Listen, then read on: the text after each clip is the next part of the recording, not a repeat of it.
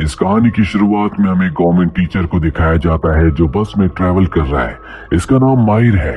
दरअसल ये शहर में था लेकिन अब एक गांव में इसका ट्रांसफर कर दिया गया है। बस वाला उसे एक पहाड़ी पर ले जाता है और बताता है कि जिस गांव में तुम्हें जाना है यहाँ से तुम्हें अपना रास्ता पैदल ही तय करना होगा क्योंकि उस गांव के लिए कोई सड़क नहीं बनी।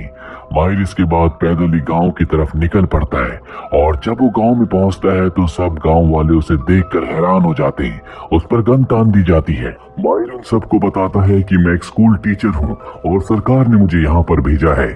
गांव का सरपंच उसे बताता है कि यहाँ पर कोई स्कूल है ही नहीं, शायद तुम गलत जगह पर आ गए हो। लेकिन सब उसे देखकर खुश भी होते हैं क्योंकि बाहर से कभी कोई यहाँ पर नहीं आता। पर सरपंच माहिर को अपने साथ चलने को कहते हैं। तभी माहिर वहाँ पर एक आदमी को देखता है जिसकी दिमागी हालत ठीक नहीं होती, जिसे सब बच्चे परेशान कर रहे होते हैं। इस आदमी का नाम अजीज है। सरपंच माहिर को अपने घर ले जाते हैं जहाँ पर उसे बताया जाता है कि 30 सालों के बाद सरकार ने यहाँ पर किसी सरकारी आदमी को भेजा है लेकिन इस गांव में कोई स्कूल नहीं है, इसीलिए यहाँ पर आने का कोई फायदा नहीं है। अगली सुबह माहिर देखता है कि सरपंच ने गांव में सभी जवान लड़कों को इकट्ठा किया है। इस गांव में जो सबसे बड़ा होगा उसकी शादी कर दी जाएगी।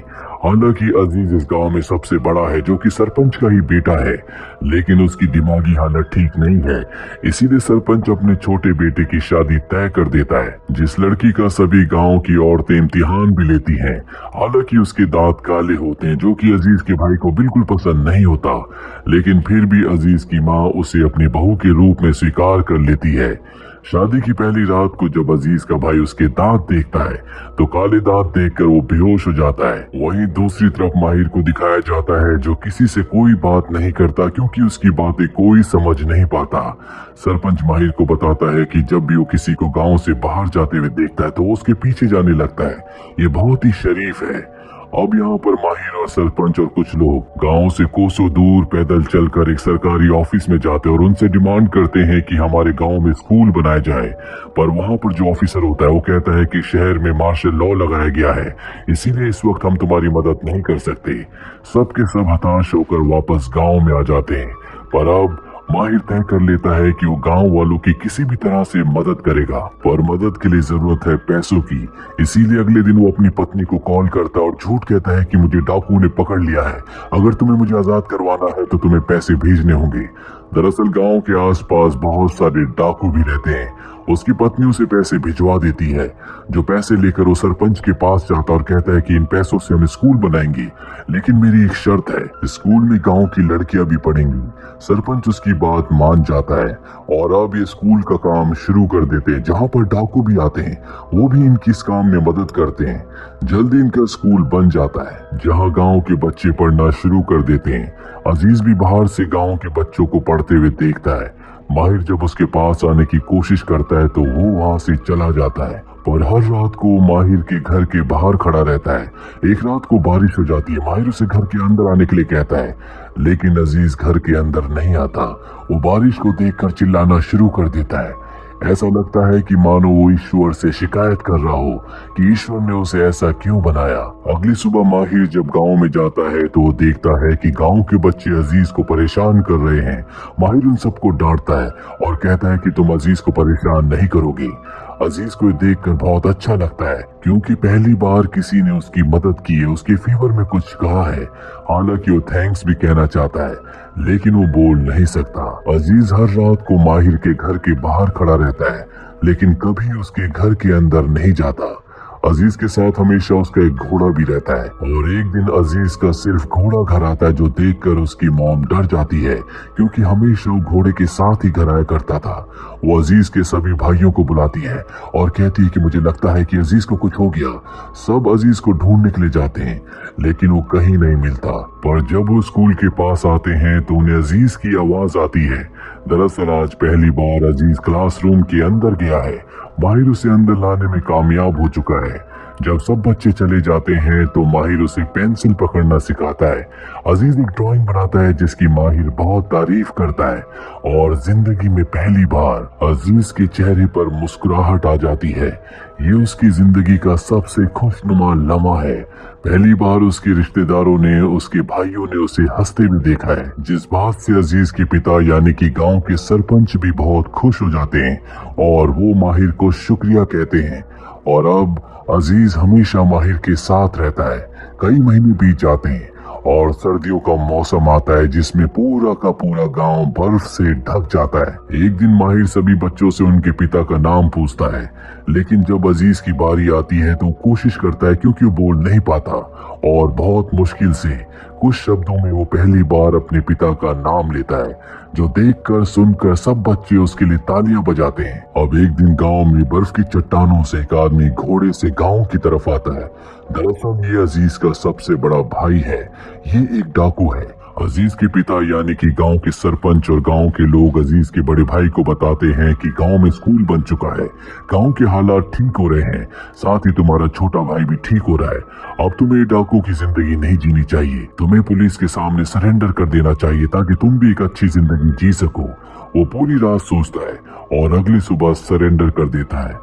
कुछ दिनों के बाद अजीज के एक और छोटे भाई की शादी हो जाती है, जिससे अजीज को दिल ही दिल में बहुत दुख होता है क्योंकि वो भी शादी करना चाहता है, लेकिन वो ये भी हकीकत जानता है कि जिस तरह से उसके हालात हैं कोई भी उससे शादी नहीं करेगा।